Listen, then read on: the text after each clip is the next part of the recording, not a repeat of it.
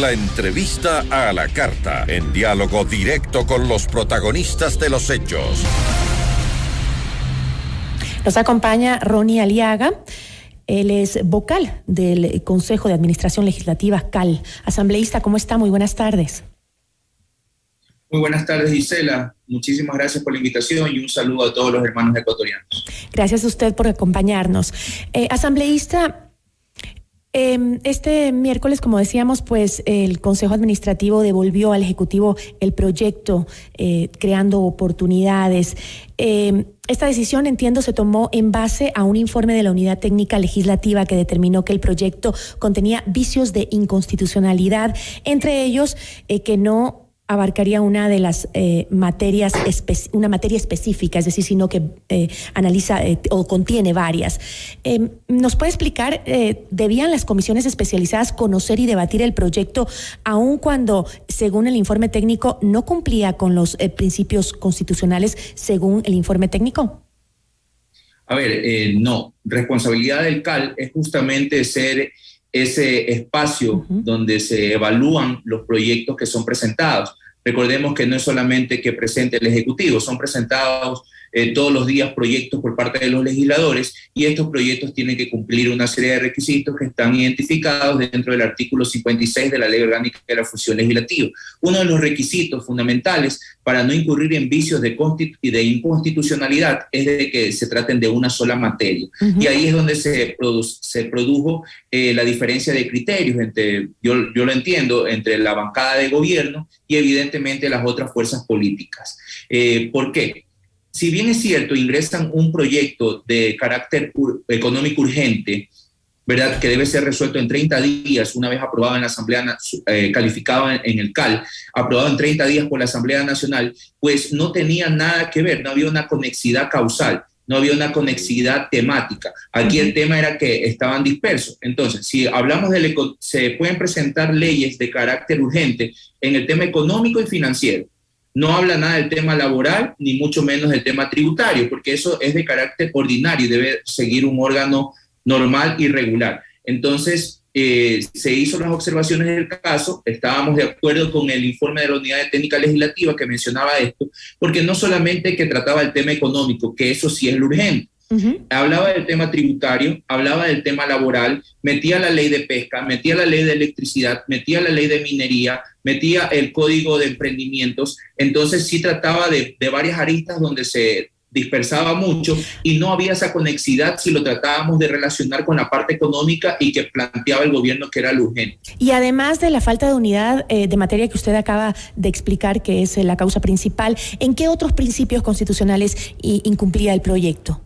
¿O solo en eso? En los articulados, en la modificación de articulados, tienen que ser específicos. Le pongo un ejemplo. Si hablaba de la ley de minería, porque hablaba de la ley de minería, que se iban a reformar el artículo 3 al 4, artículo 3 y 4. Acá ponían desde el artículo 2 al 7. Entonces no puede hacerse de esa forma, tiene que mejorar la redacción. Y ahí es donde hemos sugerido de la mejor manera y con la mejor intención de que el Ejecutivo, una vez que tenga planeado presentar nuevamente este proyecto de ley, el cual se ha sugerido que se divida en lo que es urgente y en lo que es de carácter ordinario, haga la consulta, eleve la consulta a la Corte Constitucional, para que así ya también disipe sus dudas y sean presentados de una mejor manera los proyectos y no tengamos esta idea o mala idea de que piensan que la Asamblea trata de entorpecer. Ayer conversábamos sobre el tema con un constitucionalista, con Ismael Quintana. El abogado nos decía que una de las alternativas puede ser que se presenten varios proyectos de ley según cada uno de los cuerpos normativos que se desea reformar. ¿Eso es posible? Es justamente a lo que me estaba refiriendo. En lo que tiene que ver con lo económico urgente, eso sí es de carácter urgente y eso se debe tratar dentro de 30 días. Lo que es de trámite ordinario, pues puede demorar más de 200 días su tratamiento total dentro del pleno, dentro de la Asamblea Nacional. ¿Pero no podría tratar la Asamblea varios proyectos económicos urgentes? O sea, ¿no hay dentro de ese proyecto varios? ¿O no todos están en materia económica? A ver, la parte económica es una. Lo que ellos quieren incluir es la parte tributaria y la parte laboral, que también entiendo que es importante, pero eso es de tratamiento ordinario. ¿Por qué no hacen una reforma al Código Laboral, al Código del Trabajo, ¿no? Y asimismo hacen las reformas tributarias que ellos crean pertinentes. Además de eso, mi estimada Gisela, se ha hecho la sugerencia frontal por parte de la Asamblea Nacional al gobierno de que en estos temas tan delicados, en el cual prácticamente le restringen y coartan los derechos de los humildes trabajadores ecuatorianos a través de las reformas al Código Laboral y en el tema tributario, es un golpe directo y trata de pulverizar a la clase media, porque ahí sí, estos temas importantes también no lo consultan al pueblo ecuatoriano y le preguntan al pueblo ecuatoriano si quieren que le reduzcan los derechos, que le restrinjan su capacidad de poder tener ampliación de derechos dentro de un trabajo y su capacidad adquisitiva a través de los impuestos que iban destinados a la clase media. Yo creo que serían preguntas muy interesantes y que el pueblo ecuatoriano... Esa era una de las alternativas también, ¿no?, que había dicho el Ejecutivo, precisamente el presidente, hablando de una consulta popular en caso de que exista un bloqueo a las propuestas del gobierno. Esto podría ser analizado también o considerado como un bloqueo a una propuesta, porque es una de las principales propuestas que tenía el gobierno, como usted dice, en varias materias necesarias para, según decían, la reactivación del país.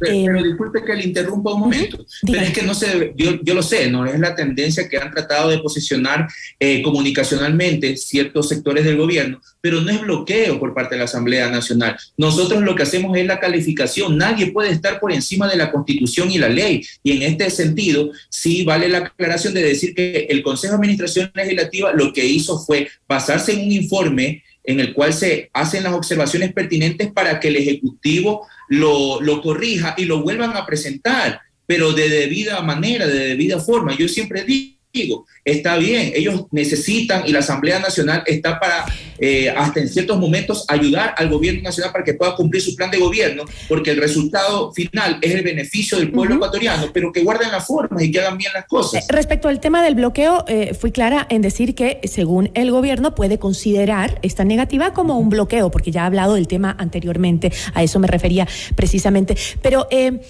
¿por qué considera que el Ejecutivo ahora debería entonces llamar a consulta al pueblo, preguntarle a los ecuatorianos, cuando también los asambleístas son los representantes del pueblo para legislar? Para eso los elegimos a ustedes, justamente. Sí, por supuesto, pero ahí es donde tienen un aparataje comunicacional que no tiene la Asamblea Nacional. Y sí sería interesante que lo que nosotros hemos defendido y hemos planteado en defensa del pueblo ecuatoriano, el gobierno nacional lo plantea de la forma que ellos creen. Mi estimada Gisela, yo le comento, hay un articulado donde permite la reducción de la jornada laboral y asimismo la reducción del pago en el 99% si es que acepta el trabajador, que es el artículo 32 de este proyecto de ley que fue presentado, ¿no? Se proponen reducciones en el tema del pago de las horas suplementarias y de las horas extraordinarias que bajan desde el 100% al 25%. ¿Y entonces se va a proponer, asambleísta, desde el legislativo alguna alternativa? ¿Desde el legislativo? ¿Alguna alternativa para justamente estos temas? ¿Para la reactivación económica? ¿Se va a presentar alguna alternativa? Hay planteamientos, proyectos de ley que han sido presentados por otros legisladores, y le puedo citar, por ejemplo, la reducción de la tasa de interés bancaria para los créditos de producción, ¿no? Para los créditos productivos. Entonces yo creo que esas son maneras y son proyectos que se han presentado desde la Asamblea Nacional, así como un banco de emprendedores para nuestros jóvenes, un proyecto que he presentado yo también, que justamente busca que los recursos que sean destinados para los emprendedores vayan a un lugar específico y efectivamente podamos tener un control sobre lo que se está destinando para el aparataje productivo. Porque mire, no se hablaba dentro de este proyecto el tema de los emprendedores, solamente había una relación empresa y colaborador o trabajador, empresa, trabajador, no había nada más. Entonces, ¿dónde quedan los emprendedores? ¿Dónde quedan los recursos que iban a ser destinados para las personas que quieren emprender y que no se sienten tan cómodos siendo dependientes de un trabajo de una empresa? Con eso me quedo, asambleísta, le agradezco muchísimo por habernos acompañado. Muchísimas gracias a usted, una buena tarde. Gracias. Agradecemos a la asambleísta Ronnie Aliaga, miembro del Consejo de Administración Legislativa CAL. Esto es Notimundo a la Carta, siempre bien informados.